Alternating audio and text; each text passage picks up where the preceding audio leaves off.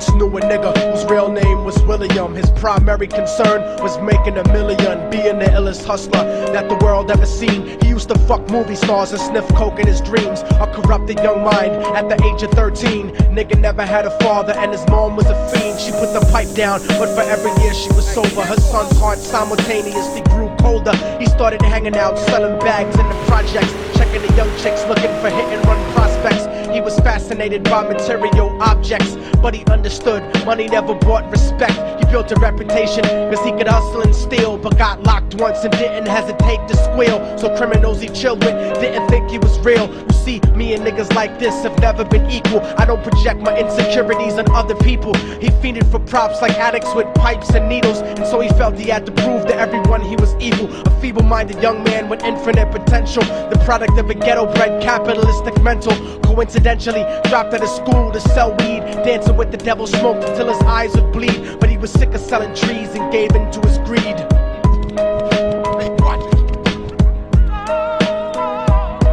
Everyone tryna be trife, never face the consequences. You probably only did a month for minor offenses. Ask a nigga doing life if he had another chance. But then again, there's always the wicked that knew in advance. Dance forever with the devil on a cold cell block. But that's what happens when you rape, murder, and sell rock. Devils used to be gods, angels that fell from the top. There's no diversity because we're burning in the melting pot. Easy, partner, watch out.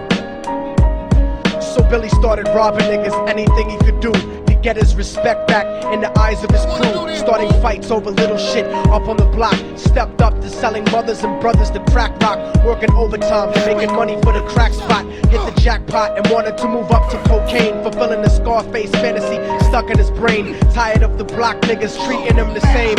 He wanted to be major like the cutthroats and the thugs. But when he tried to step to him, niggas showed him no love. They told him any motherfucking coward can sell drugs. Any bitch nigga with a gun can bust slugs. Any nigga with a red shirt can front like a blood. Even Puffy smoked the motherfucker up in the club. But only a real thug can stab someone till they die. Standing in front of them, staring straight into their eyes, Billy realized that these men were well guarded, and they wanted to test him before business started. Suggested raping a bitch to prove he was cold-hearted. So now he had a choice between going back to his life or making money with made men. Up in the sight, his dreams about cars and ice made him agree a hardcore nigga is all he ever wanted to be. And so he met them Friday night at 2:45.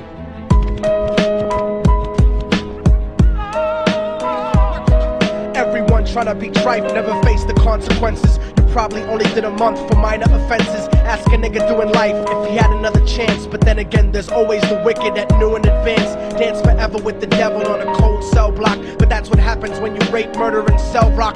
Devils used to be gods, angels that fell from the top. There's no diversity because we're burning in the melting pot.